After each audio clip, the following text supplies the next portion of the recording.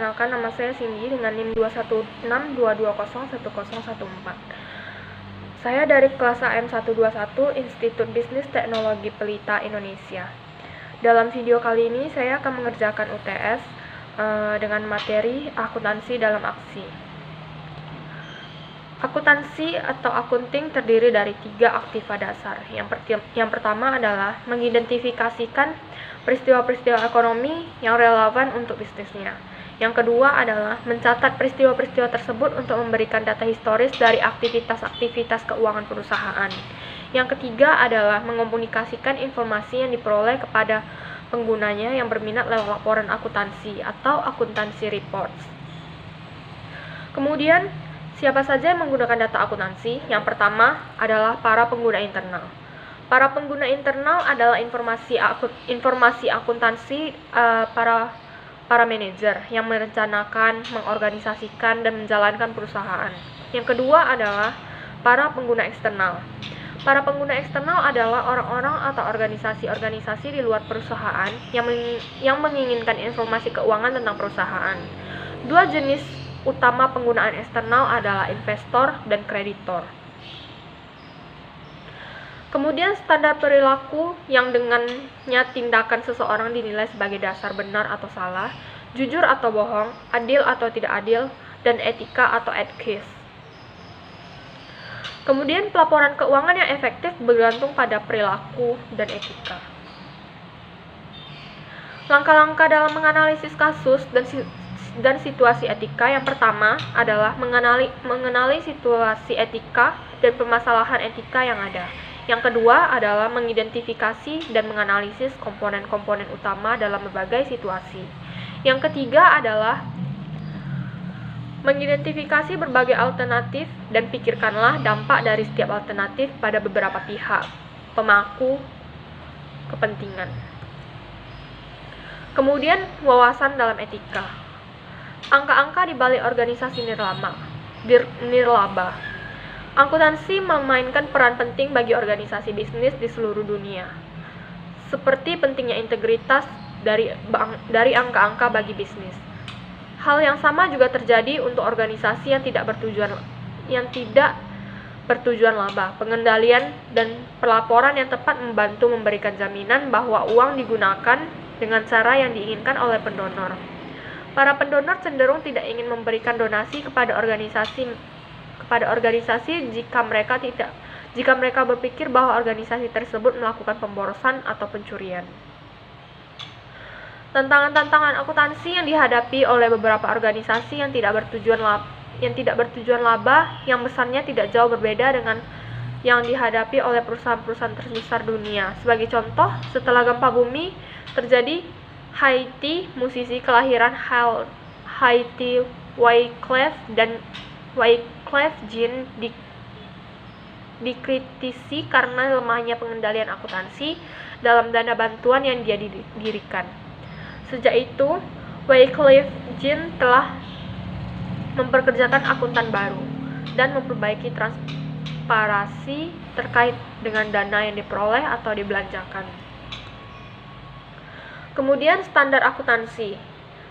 Yang pertama, International Accounting Standard Board atau IASB, terdiri dari International Financing Report Standards.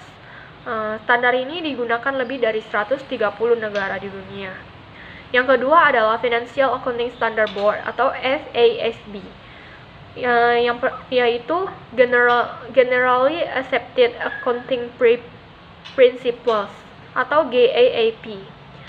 Sebagian besar perusahaan di Amerika Serikat mengikuti standar ini.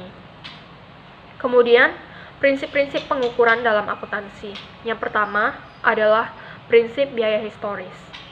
Prinsip biaya historis atau historical cost principle atau prinsip biaya menentukan bahwa perusahaan-perusahaan mencatat aset besar mereka sebesar biaya wajar atau fair value principle. Yang kedua adalah prinsip biaya wajar atau fair value principle, menyatakan bahwa aset dan liabilitas harus dilaporkan pada nilai wajar. atau harga yang diterima saat dijual aset atau menyelesaikan liabilitas. Kemudian untuk wawasan internasional itu seperti contohnya ada di diskon Korea. Jika Anda berpikir bahwa standar akuntansi tidak penting, perhatikan peristiwa yang baru saja terjadi di Korea Selatan. Para investor internasional mengekspresikan kekhawatiran bahwa laporan keuangan dari beberapa perusahaan Korea Selatan tidak akurat. Praktik-praktik akuntansi terkadang menghasilkan perbedaan antara pendapat yang dilaporkan dan pendapat yang benar-benar terjadi, karena para investor tidak memiliki kepercayaan yang penuh dalam akuntansi dari angka-angka yang ada. Mereka mampu membayar lebih tinggi dari atas saham dari perusahaan-perusahaan tersebut dibandingkan dengan saham-saham perusahaan sejenis di negara lain. Kemudian perbedaan dalam harga saham dikenal sebagai diskon Korea. Menanggapi kondisi tersebut, regulator Korea memutuskan untuk mewajibkan perusahaan-perusahaan memenuhi standar akuntansi internasional. Perubahan ini dimotivasi oleh keinginan untuk membuat dunia usaha di Korea Selatan menjadi lebih transparan. Dalam upaya untuk membangun kepercayaan investor dan meningkatkan pertumbuhan ekonomi, banyak negara Asia lainnya seperti China, India, Jepang, dan Hong Kong juga memutuskan untuk mengadopsi standar internasional atau menciptakan standar yang dibasiskan pada standar internasional. Kemudian ada asumsi-asumsi dalam akuntansi. Yang pertama, asumsi unit moneter. Asumsi unit moneter mewajibkan perusahaan untuk memasukkan dalam catatan akuntansi hanya data transaksi yang dapat dinyatakan dalam nilai uang. Yang kedua, asumsi entisitas ekonomi.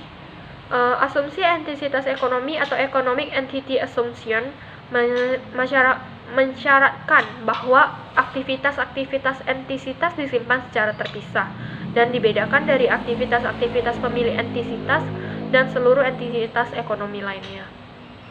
Yang kemudian, bentuk kepemilikan bisnis. Yang pertama, perusahaan perorangan, yaitu umumnya dimiliki oleh satu orang. Kemudian seringkali berbentuk perusahaan jasa kecil. Pemilik penerima semua keuntungan dan menanggung seluruh kerugian dan bertanggung jawab secara pribadi untuk seluruh utang perusahaan. Yang kedua ada persekutuan. Persekutuan dimiliki oleh 2 orang atau lebih. Seringkali berbentuk perusahaan jasa dan retail. Kemudian biasanya memiliki kewajiban pribadi yang tidak terbatas atas utang dari persekutuan. Kemudian terdapat perjanjian dari persekutuan. Yang ketiga adalah perseroan terbatas. Perseroan terbatas ini kepemilikannya terbagi dalam saham, entisitas hukum yang terpisah dalam undang-undang perseroan terbatas.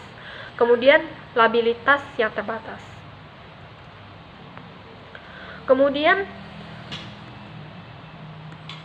akuntansi pada organisasi. Memutar roda karir. Suatu pertanyaan yang sering ditanyakan oleh mahasiswa adalah bagaimana mempelajari akuntansi akan membantu saya. Jawabannya, mempelajari akuntansi seharusnya sangat membantu Anda karena pengetahuan yang diinginkan oleh hampir setiap bidang usaha. Beberapa contoh bagaimana akuntansi digunakan dalam karir adalah yang pertama, manajemen umum. Bayangkan menjalankan Volkswagen Jerman, Massachusetts General Hospital, Waralaba Subway atau AH, atau toko sepeda Fuji di Jepang. Seluruh manajer umum perlu memahami dari mana kas perusahaan berasal dan kemana perginya kas untuk membuat keputusan bisnis yang bijak. Baiklah, mungkin hanya sekian materi yang dapat saya sampaikan dan saya jelaskan. Kurang dan lebih saya minta maaf. Terima kasih.